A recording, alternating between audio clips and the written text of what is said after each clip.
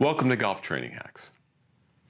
Since there are so many back injuries in golf, and a lot of those back injuries have to do with disc issues, I thought I'd spend a little time and use a few videos to talk about the components of a disc and why the golf swing can be so tough on discs.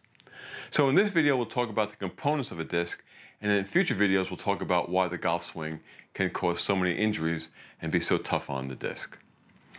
So what's a disc made up of? Well, it's three parts.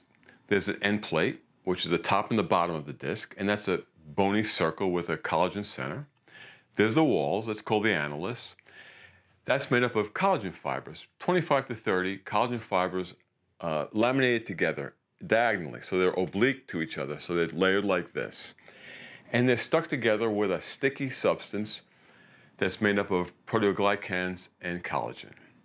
Now, as you move out from the center, the fiber layers get thicker and thicker and thicker. In the center of the disc is a sticky gel-like substance that's made up of water, collagen, and sugar molecules. So it's a great system to diffuse compression and force, right?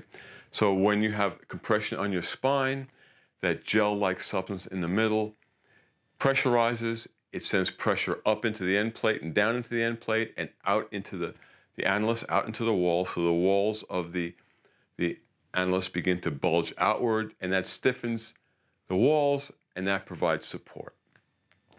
Now, that sticky substance that laminates the layers together becomes very important when we're talking about injuries, because as that sticky substance degrades for a variety of reasons, it weakens the annulus, it weakens the walls, and that can cause some injury.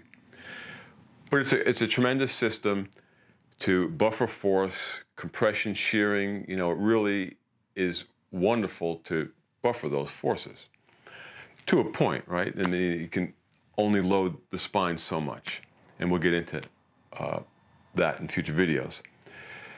But there's another reason why the discs are so important. The discs limit movement.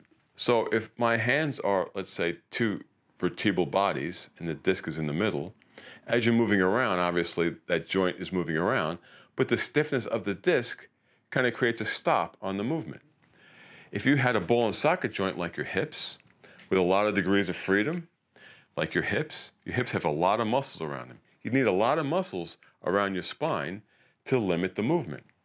And that wouldn't be very practical. You need a huge muscular structure in your spine, and that doesn't work out so well. So having that stiffness of the disc to limit that movement is a great system. So that's what a disc is made up of, the components.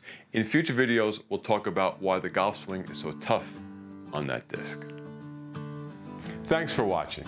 And don't forget, we not only want you to play better golf, but we want you to move better and feel better every day, so you can play the best golf of your life for the rest of your life.